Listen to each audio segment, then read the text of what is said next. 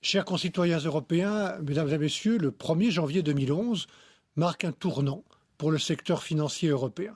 C'est en effet à cette date qu'entrent en fonction les 3 nouvelles autorités européennes de supervision pour les banques, pour les marchés financiers et pour les assurances et retraites professionnelles, ainsi que le Conseil européen du risque systémique. Et ainsi, nous disposons donc, à présent, des écrans radars et de la Cour de contrôle qui nous faisait défaut avant la crise.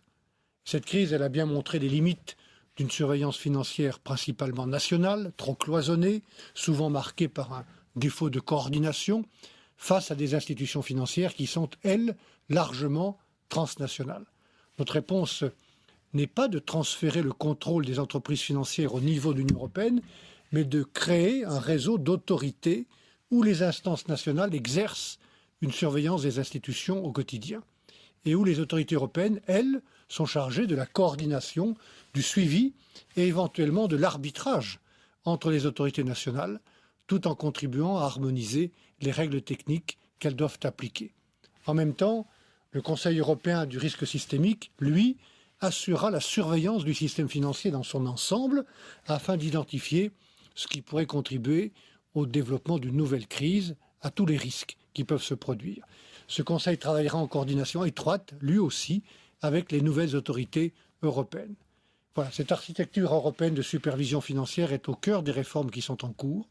Les autorités auront notamment dans leur champ de compétences les agences de notation, les hedge funds, les produits dérivés ou encore les tests de résistance bancaire. Mesdames et messieurs, avec cette réforme, l'Europe tient les engagements qu'elle a pris avec les autres grandes régions du monde dans le cadre du G20. Elle montre qu'à des défis sans précédent, après une crise d'une grande violence, elle veut et elle sait apporter des réponses ambitieuses, concrètes et novatrices.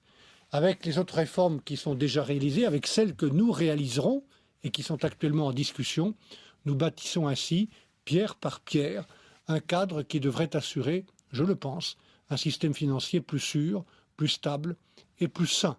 Je souhaite très sincèrement aux nouvelles autorités européennes, à toutes leurs équipes, pour la supervision, un avenir plein de succès, de réussite.